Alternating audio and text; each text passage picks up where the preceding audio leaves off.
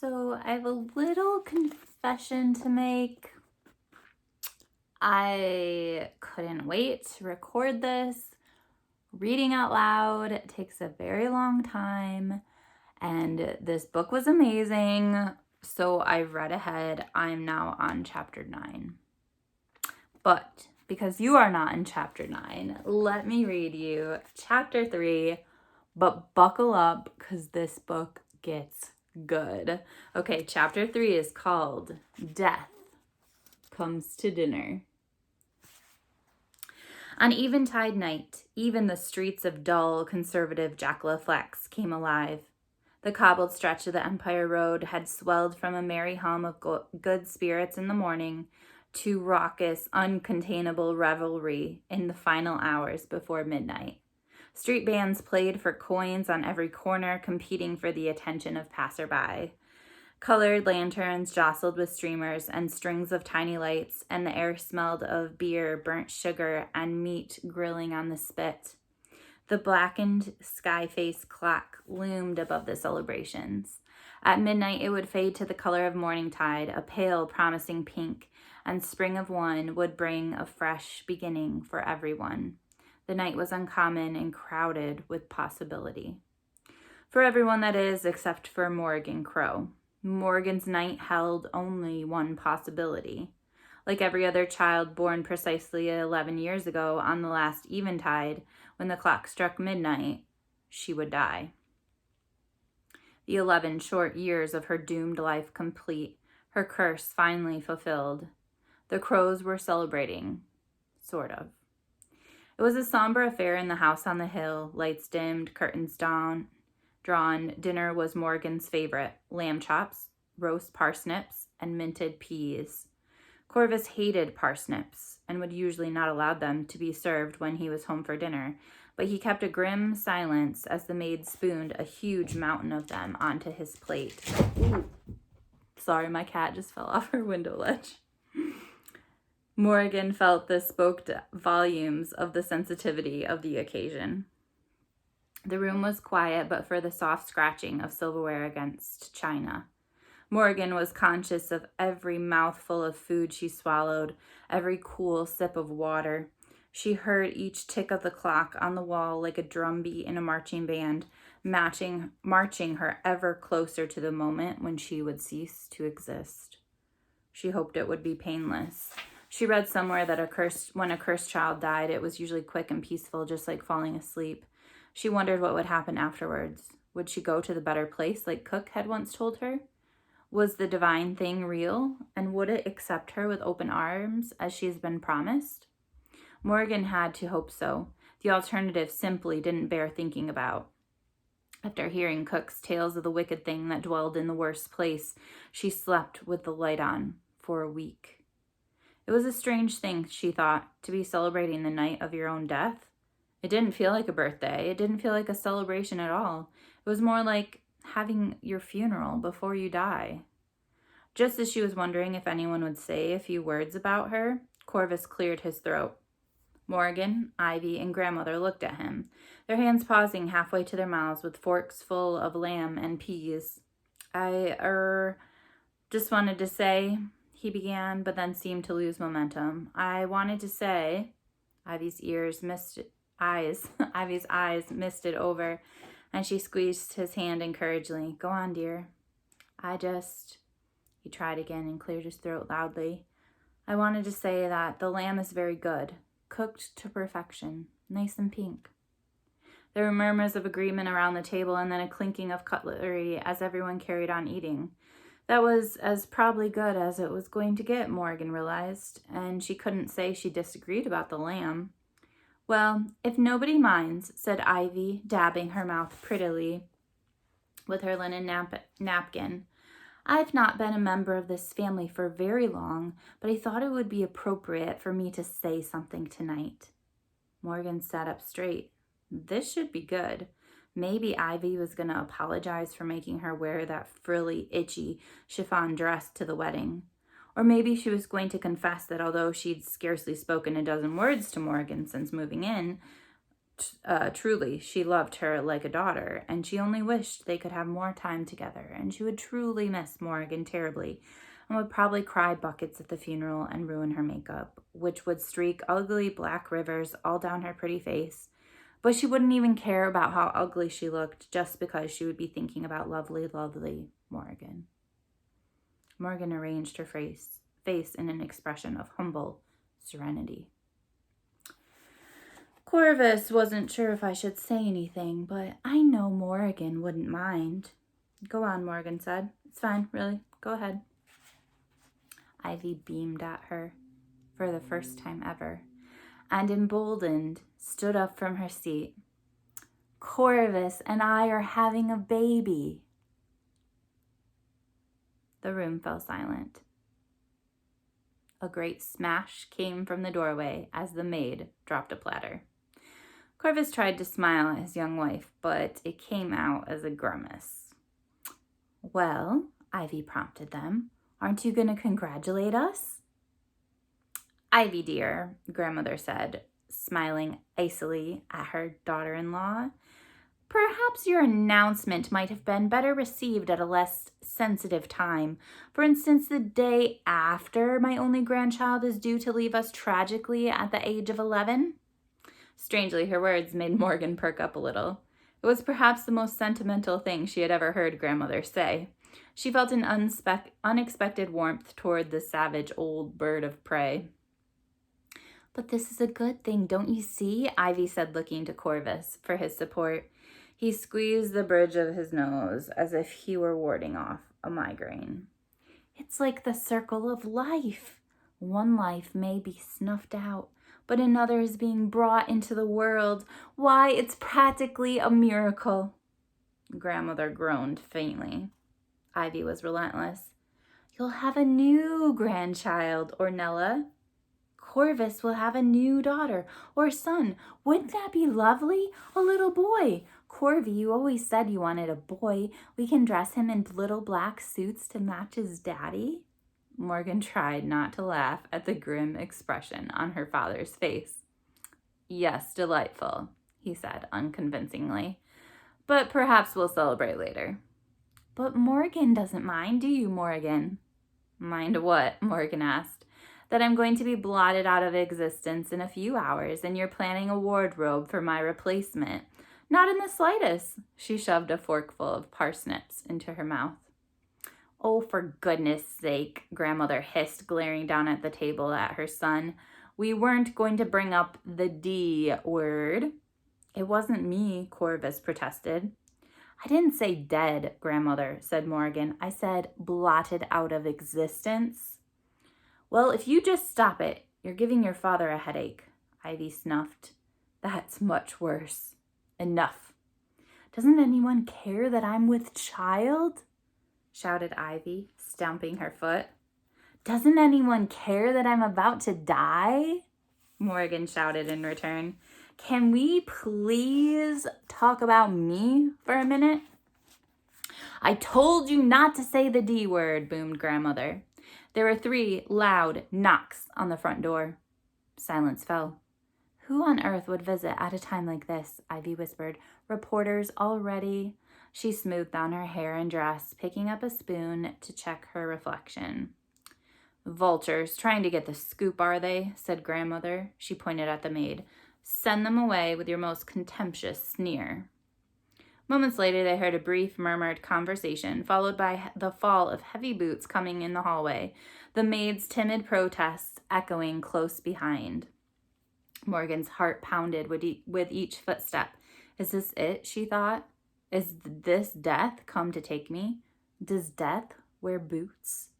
A man appeared in the doorway, silhouetted by light. He was tall and slender with wide shoulders. His face was half obscured by a thick woolen scarf, and the remaining half was made of freckles, watchful blue eyes, and a long, broad nose. All 6+ feet of him were decked out in a long blue coat over a slim suit with mother-of-pearl buttons, stylish but slightly askew, as if he'd just come from a formal event and was in the process of undressing on his way home. Pinned to the lapel of his coat was a small golden W. He stood with his feet apart and hands stuffed into trouser pockets, leaning casually against the doorframe as if he spent half his life standing in that spot and could not think of a place he felt more at home. As if he himself owned Crow Manor and the crows were merely his dinner guests. His eyes locked onto Morgan's. He grinned. "Hello, you." Morgan said nothing. There was silence, but for the ticking of the clock on the wall. "Sorry I'm late," he continued, his voice slightly muffled by his scarf. "Was at a party on the remote island of Jet Jack's Jada. Got chatting to the dearest old man, a trapeze swinger, fascinating chap, once swung over an active volcano for charity. And I forgot all about the time difference. Silly old me, never mind, I'm here now. Got your things ready? I'm parked out front. Are those parsnips? Lovely." Grandmother must have been in shock, for she didn't utter a single word as the man swiped a large piece of roast parsnip right from the platter, ate it, licking his fingers with relish. In fact, all the crows seemed to have lost the capacity for speech, not least of all Morgan. Several moments passed as their uninvited guest rocked on his heels, waited politely expectant, until something occurred to him. "I'm still wearing my hat, aren't I? Goodness me. How rude." He arched an eyebrow at his dumbfounded audience. "Don't be alarmed, I'm Ginger." Ginger was an understatement, Morgan thought, trying to hide her astonishment as the hat came off. Ginger of the Year, or King Ginger, or Big Gingery President of the Ginger Foundation for the Incurably Ginger would have been more accurate. His mane of bright copper waves would have probably won awards.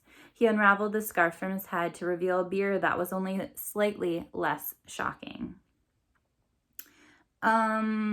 Morgan said, with all the eloquence she could muster. "Who are you?"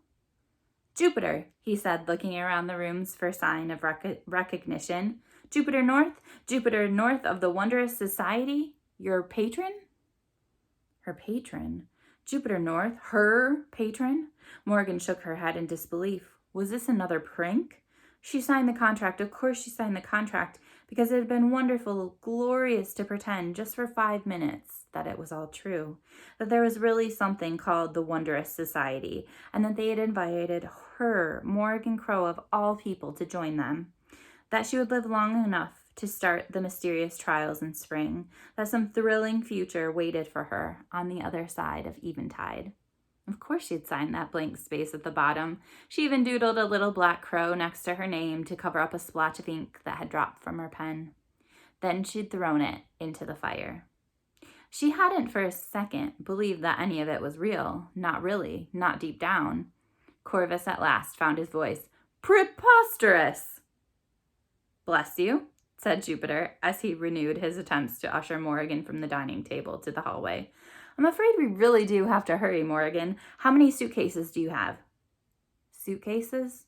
she echoed, feeling dim-witted and slow. "Dear me, you have packed, haven't you? Never mind, we'll pick you up a toothbrush when we get there. I trust you've already said your goodbyes, but we have time for a quick round of hugs and kisses before setting off."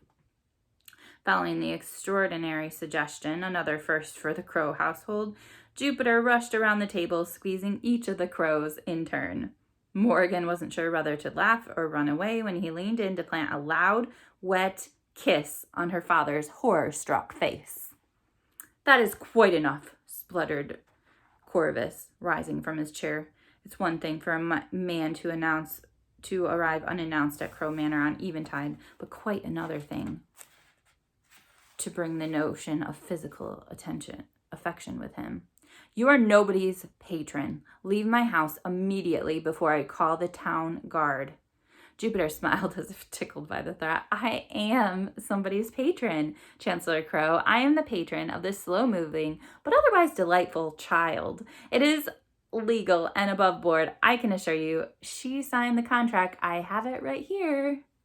He ripped out a wrinkled, fold-creased, shabby piece of paper that Morgan recognized. Jupiter pointed at her signature, complete with the tiny black crow covering the accidental ink smudge. But that was impossible. "I don't understand," said Morgan, shaking her head. "I watched it burn to ashes." Oh, it's a wondrous contract. He waved it around without care. It creates identical copies of the original as soon as you sign it. That does explain the singed edges, though. I never signed that, said Corvus. Jupiter shrugged. I never asked you to. I'm her father. That contract requires my signature. Actually, it only requires the signature of an adult, guardian, and wondrous contracts are illegal, said Grandmother, at last finding her voice. Under the Misuse of Wonder Act, we ought to have you arrested. Well, you best do it quickly. I only have a few minutes, said Jupiter, sounding bored. He checked his watch. Morgan, we really must go. Time is running out. I know time is running out, said Morgan. You've made a mistake, Mr. North. You can't be my patron. Today's my birthday. Of course, happy birthday. He was distracted, moving to the windows to peek through the curtains. Mind if we celebrate later, though? It's getting quite late and... No, you don't understand, she interrupted. The words felt heavy and dry in her mouth, but she forced them out. I'm on the cursed child's register. Tonight is eventide. I'm going to die at midnight. My, aren't you a negative Nelly? That's why I burned the contract. It's worthless. I'm sorry. Jupiter was gazing anxiously out the window, now a frown creasing his forehead. You did actually sign the contract before you burned it, though, he said, without looking at her. And who says you're going to die? You don't have to die if you don't want to. Corvus slammed his fist on the table. This is intolerable. Who do you think you are, waltzing into my home and upsetting my family with this nonsense? I told you who I am, Jupiter spoke patiently, as if to a senseless child. My name is Jupiter North. And I'm Corvus Crow, the state chancellor of the Great Wolfacre, and ranked member of the Wittersea party, Corvus said, puffing up his chest. He was on a roll now. I demand that you go at once and allow me to mourn the death of my daughter in peace. Mourn the death of your daughter? Echoed Jupiter. He took 2 deliberate steps towards Corvus and paused, his eyes glittering. The hairs on Morgan's arms stood up. Jupiter's voice dropped an entire octave, and he spoke with a cold, quiet anger that was terrible to behold. Can you possibly mean the daughter standing right in front of you? The one who is demonstrably, superbly, brilliantly alive? Corvus sputtered and pointed to the clock on the wall, his hand shaking with outrage. Well, give it a few hours.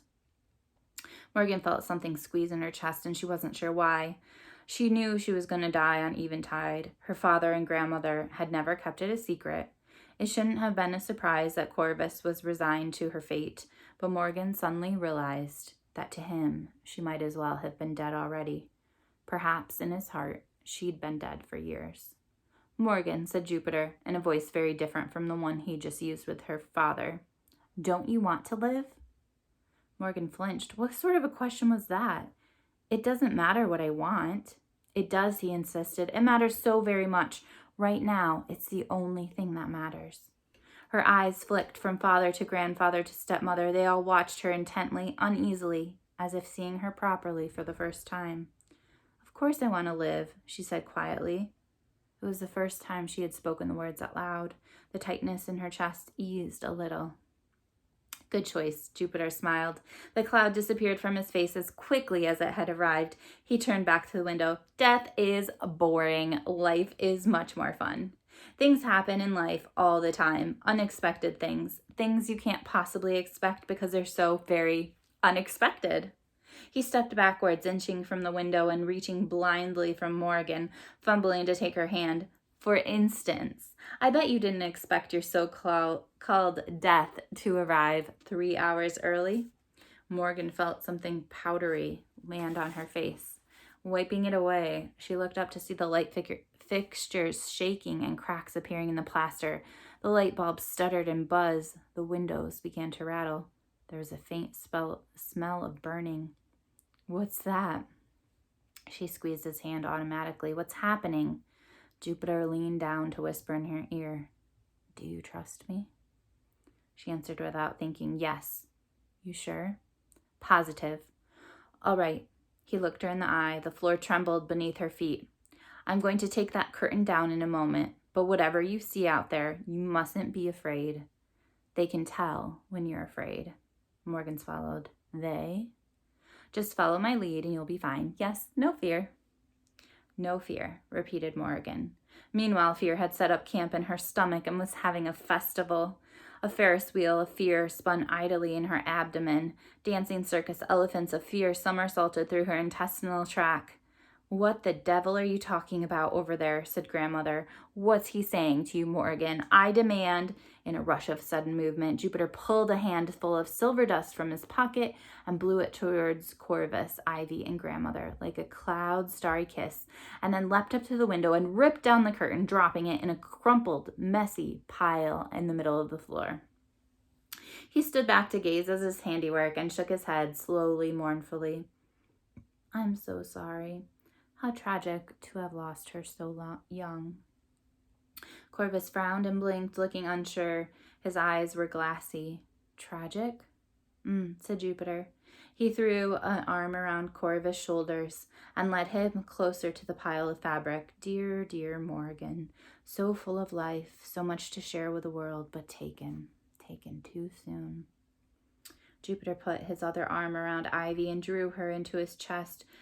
You mustn't blame yourselves, although you could a bit if you wanted to. He winked at Morgan, who felt small, a hysterical laugh working its way out of her throat. Did they really believe that the curtain was her, lying dead on the floor? She was standing right in front of them. She looked so small, Ivy sniffed and drew her sleeve across her nose. So small and thin. Yes, said Jupiter, almost as if she were made of fabric. Morgan snorted, but the crows made no sign that they heard her. I'll leave you to make the necessary arrangements. You'll need to prepare a statement for the press chancellor. But before I go, may I suggest a closed casket for the funeral? Open caskets are so tacky. Yes, said Grandmother, gazing down at a curtain. Morgan. Indeed, quite tacky. What did you do? Morgan whispered to Jupiter. What was that silvery stuff? Highly illegal. Pretend you didn't see it. The light fixture swung violently, casting shadows across the room. An unmistakable smell of wood smoke filled the air. The floor began to shake again, and in the distance, Morgan heard something like heavy rain or rolling thunder. Or was it hoofbeats? She turned to the window and felt a hot, prickling fear all the way down her spine. Panic rose like bile in her throat. She could see it. She could see her death coming.